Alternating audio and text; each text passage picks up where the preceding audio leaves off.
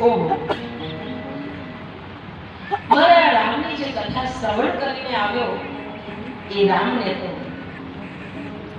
રડતા જોયા, સીતે સીતે સીતે કરીને સીતાને શોધતા જોયા.